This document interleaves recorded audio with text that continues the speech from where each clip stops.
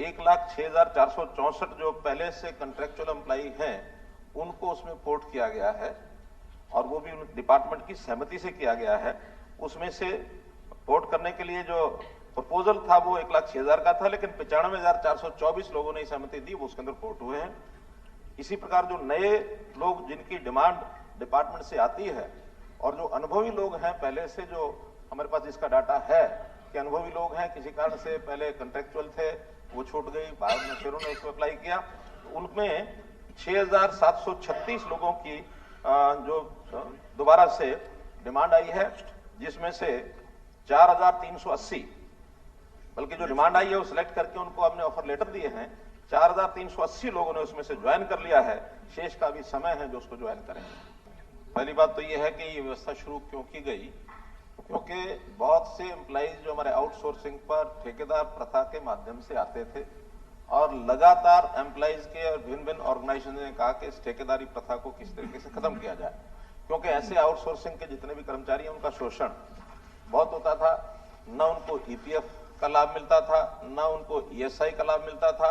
तो इस प्रकार की बहुत सी समस्याएं थी, जिसमें से लंबे विचार के बाद हमने कहा कि ठीक है, आउटसोर्सिंग रखना तो सरकार को पड़ता ही है, क्योंकि जो स्थायी नौकरियां हैं उसके लिए हमारी व्यवस्था अलग है। वो स्टाफ सिलेक्शन कमीशन है, वो एचपीएससी है, या कहीं कहीं जो अलग से व्यवस्थाएं जो बनी हुई हैं वो सब परमानेंटली अलग से हैं। लेकिन जहां आउटसोर्सिंग किसी डिपार्टमेंट की इमीडिएट डिपार्टमेंट की डिमांड है, उसको ठेकेदारों के माध्यम से लिया जाता था, उसके लिए ये बनाया गया है एचकेआरएन। और इसमें भी ये ठीक है कि ये बिल्कुल अस्थायी नौकरी है, 1 साल के लिए होती है। 1 साल के बाद उसको जैसे बाकी भी पहले भी उसकी एक्सटेंशन मिलती है तो उसी हिसाब से ही होगा। ये कोई परमानेंट नौकरी नहीं है। परमानेंट नौकरी का तो अलग से हमने, जैसे ग्रुप सी का भी सीईटी हुआ है, अब उसमें से नौकरियां लगभग 30-35 हजार की रिक्वेशन आ गई है। उसी के बाद ग्रुप डी की है, उसके भी सीईटी होना है। वो सब प्रक्रिया अलग है। ये तो तुरंत इमीडिएट आवश्यकता को पूरा करने के लिए एचकेआरएन के माध्यम से करते हैं। अब इसमें किस आधार पर करते हैं, आधार जो पूछा है, इसमें हमारा बिल्कुल ट्रांसपेरेंट आधार है और इस आधार के हिसाब से मैं कह सकता हूं कि पोर्टल बनाया गया है, ट्रांसपेरेंट है। उसमें पहली प्राथमिकता जो पहले से एक्सपीरियंस लोग हैं उनको लिया जाता है। अगर एक्सपीरियंस लोग उपलब्ध ना हो तो फिर उस पोस्ट के लिए उसी पोर्टल में एक एडवर्टाइजमेंट दे करके कि ये हमारे पास इतनी सीटें हैं, अगर कोई और अप्लाई करना चाहता है अप्लाई करे।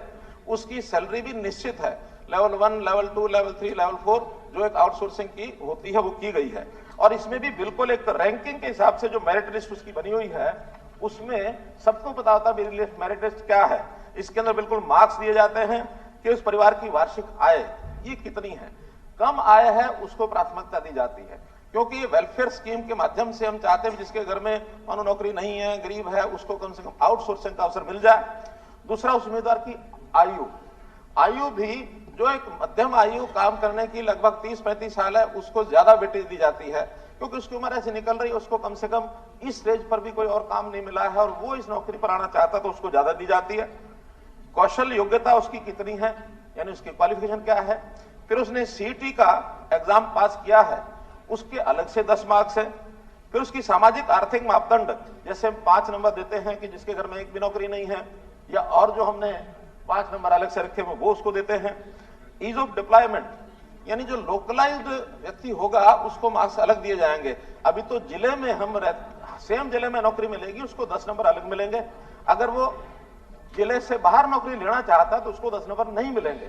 जहां तक ट्रांसपेरेंसी का विषय है, बिल्कुल मार्किंग तय होती है, उनको उनके मार्क्स बता दिए जाते हैं कि इस मार्क्स तक जो है रैंकिंग तक इनको नौकरी दी गई है।